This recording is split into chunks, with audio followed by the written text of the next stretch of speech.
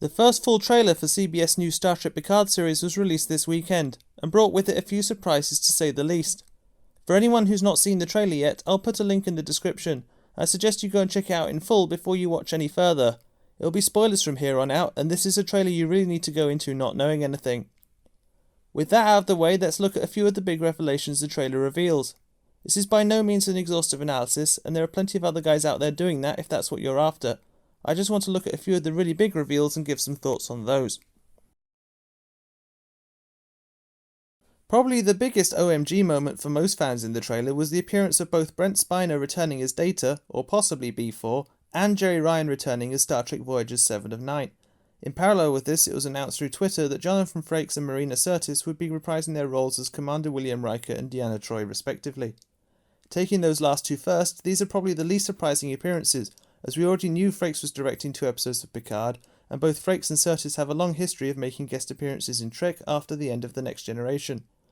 Frakes appeared in 1 episode each of Deep Space Nine and Voyager, while Sirtis appeared in 3 Voyager episodes, and both actors somewhat controversially appeared together in the final episode of Star Trek Enterprise. Frakes has also directed several episodes of Star Trek Discovery.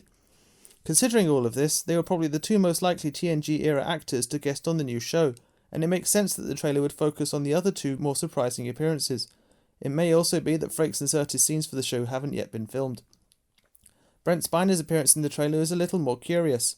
After the events of Nemesis, in which Data was quite decisively destroyed by the exploding scimitar, it's logical to assume that Spiner is actually playing Data's younger android brother, B4, introduced in that movie.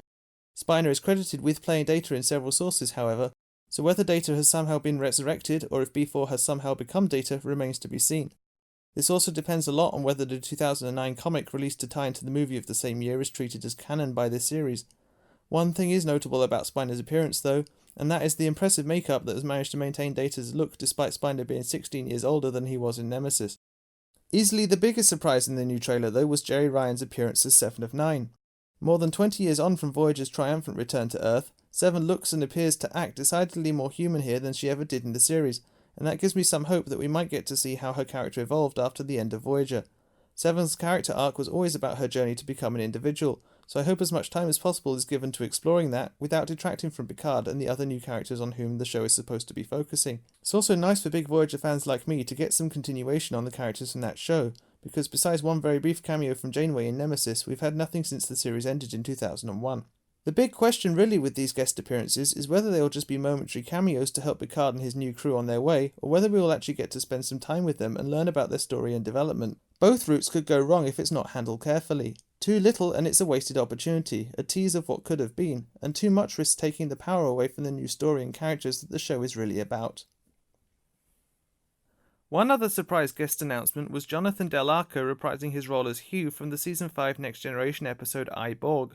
In this episode, the Borg drone 3rd of 5 was rescued by the Enterprise crew and gradually developed his own individual personality.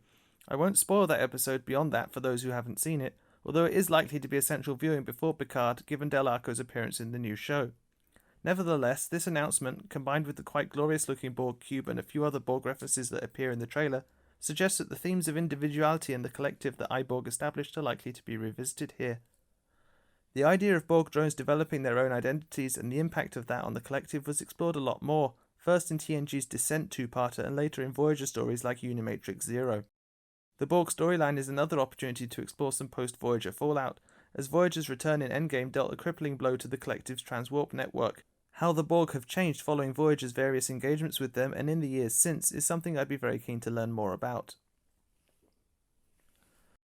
We see some other curious things in the trailer as well that suggest some interesting possible story elements, although we don't yet know how much of this will make it into the final show. At one point we see a fleet of strange alien-looking ships approaching a planet that appears to be Mars. What that suggests is anybody's guess, really. There definitely seems to be a strong Romulan element to the storyline as well, judging by at least 3 visible actors in what looks like Romulan makeup, and the producers have said that the destruction of Romulus in the prime timeline scenes from the 2009 Star Trek film plays into this story in a big way.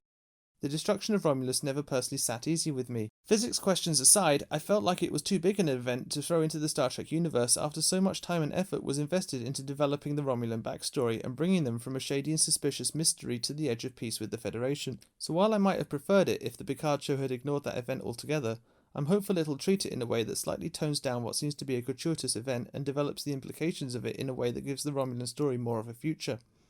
What did you think of the trailer? Please do comment below with your own thoughts, and do subscribe to my channel if you'd like to see more. I'm always open to requests, so feel free to mention anything you'd like me to talk about in a future video.